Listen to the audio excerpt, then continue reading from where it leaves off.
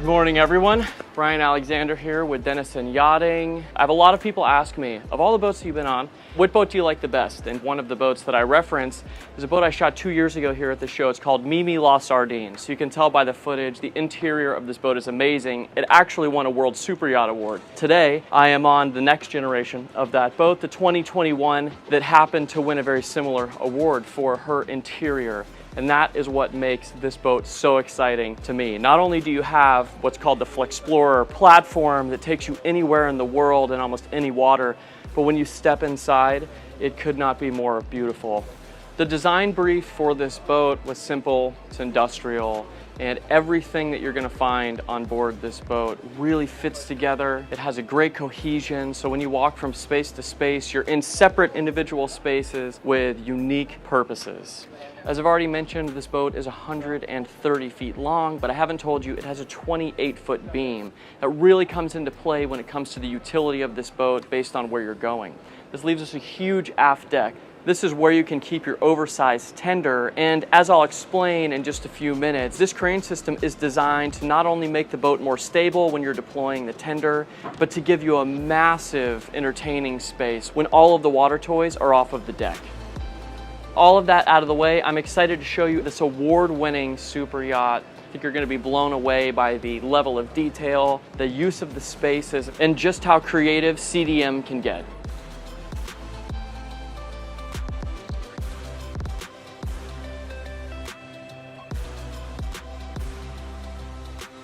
Our first stop on today's walkthrough is going to be the swim platform, 7 steps down from the main deck.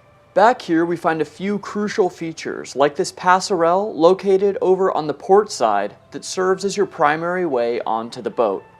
Another important thing that we find here is the centerline swim platform, which raises and lowers hydraulically, allowing you to inch your way into the water as it converts into a dive platform. At deck level, over on the starboard side is the shore power cable that allows you to plug into any dock on Earth thanks to shore power converters. Finally, centerline in the stairs leading to and from the swim platform is a fully integrated lift-assisted door, giving you a wide entrance into this yacht's beach club. Heading down 5 steps brings us into a full-fledged gym and lazarette. What I like about this area is that it doesn't feel dark, as spaces like this often do. CDM added a lot of life to this area by incorporating skylights overhead that light the area up. In here we find primarily techno-gym workout equipment consisting of a treadmill, elliptical, and a stationary bike that can easily be placed out onto the deck for a morning workout. Looking to starboard in here, we see a large area for road bike storage. This is found at the entrance into a conjoined mechanical space, where we see a few essential aspects of the boat's go-anywhere capabilities, like an Idromar water maker. We also see where the stanchions for the swim platform are stowed.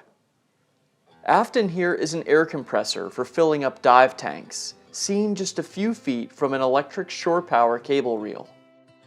Stepping back into the beach club, our next stop is immediately forward, the engine room. One of my favorite parts of any CDM is the arrangement of the mechanical space. There isn't an inch of this room that's out of reach or difficult to service.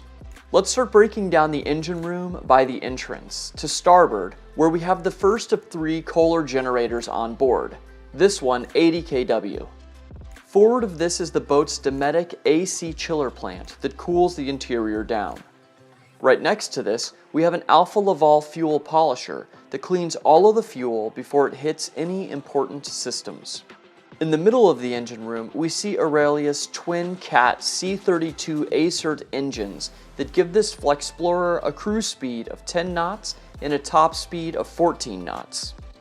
Forward of the engines is this hatch that offers you a great deal of storage as well as access to the tank deck.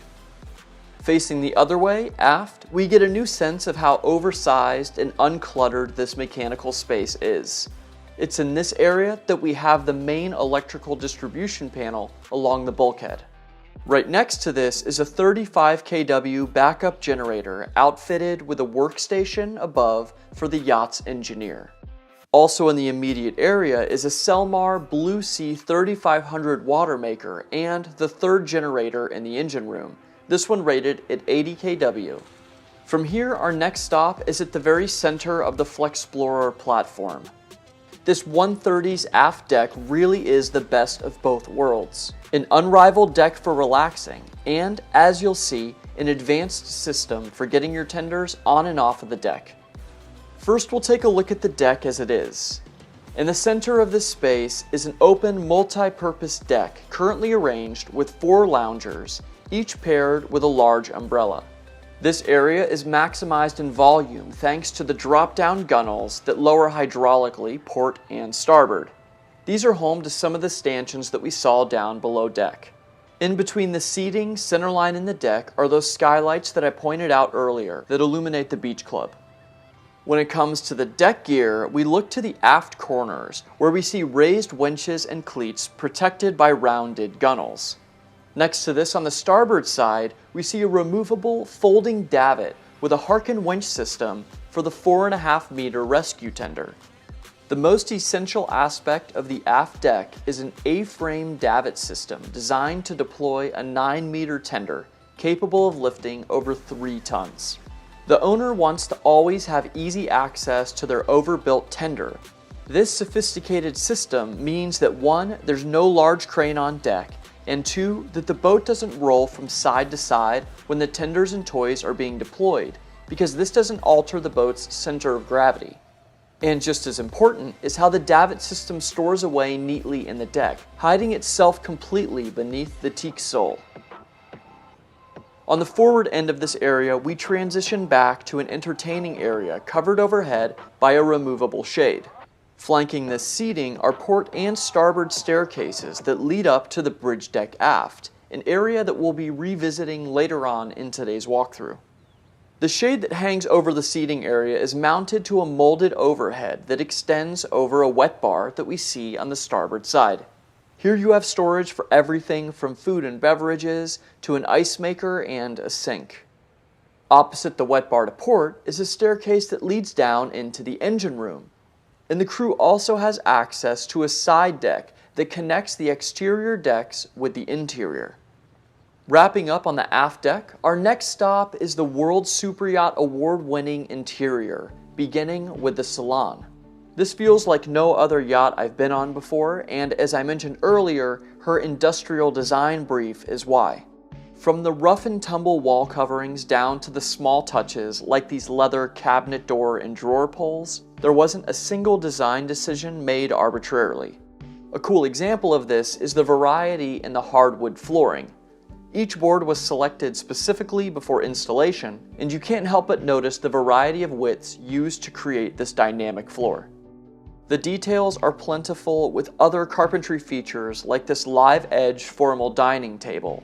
The materials and design are perfect for this space, and the leather finished chairs surrounding the table are an ideal complement. On the opposite side of the salon, we have a starboard facing venue for relaxing with the family. Most notable are a pair of day beds that are arranged beside large windows in the superstructure. The asymmetrical window design of the salon means that there was extra thought put into how much of the outdoors can be experienced from inside.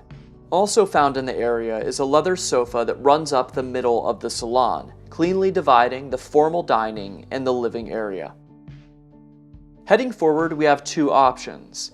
The first area that we can go to is the galley, which is entered on the port side. Option 2 is to continue forward into the main deck foyer. Seen in here is a winding staircase that wraps around a wine display case. This leads down into the lower accommodations and up to the sky lounge in the wheelhouse. It's also just a few feet away from the main deck dayhead. Beyond the foyer is the on-deck master stateroom, which is our next stop. Upon entering, you're first greeted by a multi-purpose space used as a combination desk and vanity, finished with a red leather insert on the surface. This opens up into a living area that spans the full beam of over 28 feet and is a significant piece of Aurelia's award-winning interior. There are a few elements in here that we've seen elsewhere, such as the window and daybed combination to starboard mirroring the salon.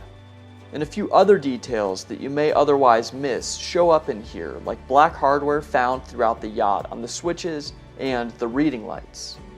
A tightly stitched Chesterfield headboard accents a forward-facing king berth. At the foot of the bed, you also notice that the TV is on the other side of a mirrored wall. Outboard of this to port is a desk that serves interchangeably with the vanity that we took a look at just a second ago by the entrance. Forward in the master is a split his and hers ensuite.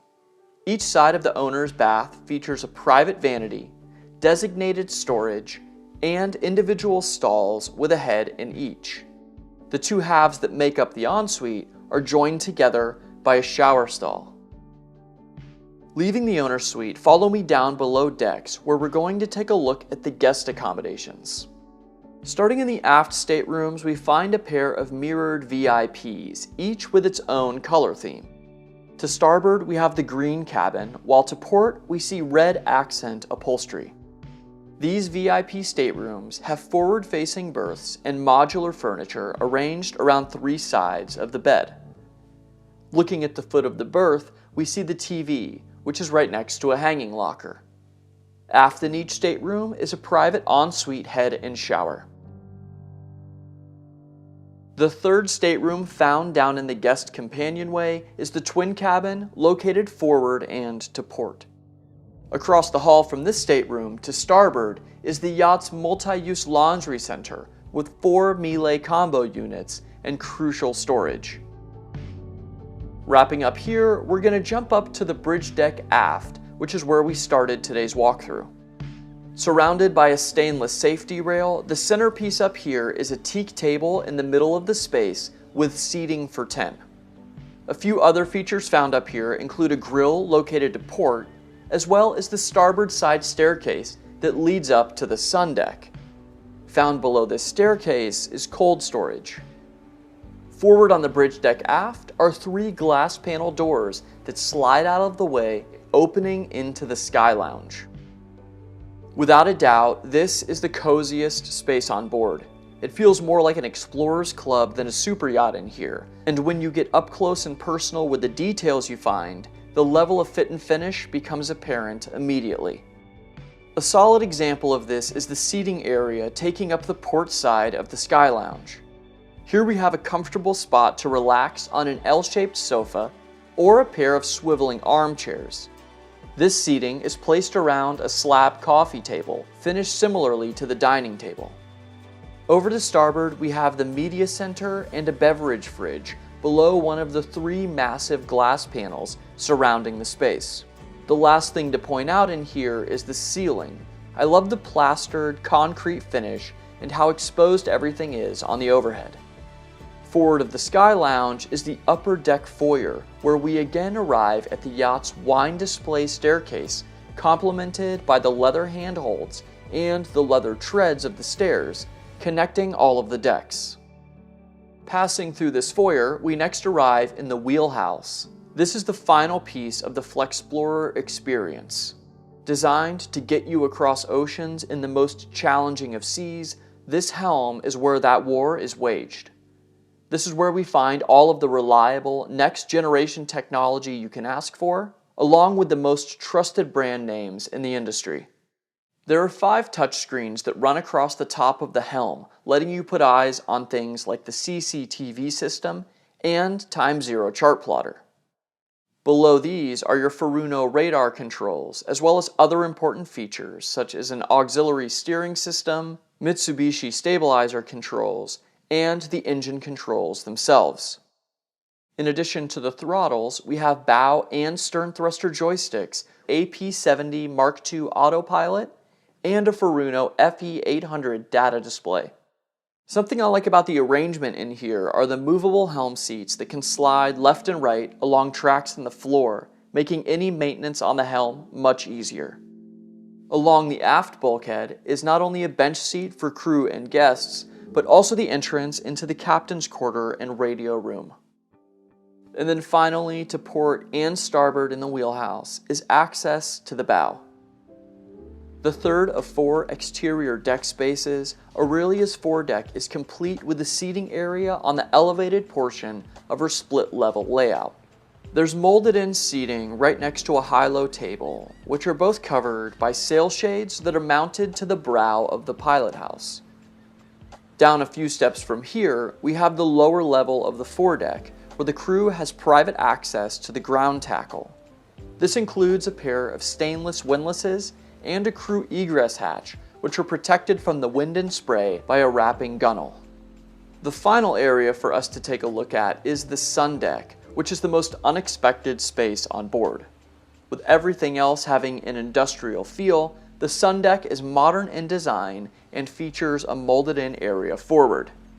This is made up of a pair of sun pads and teak trim work that share the spotlight with a custom jacuzzi tub finished with mosaic tiles.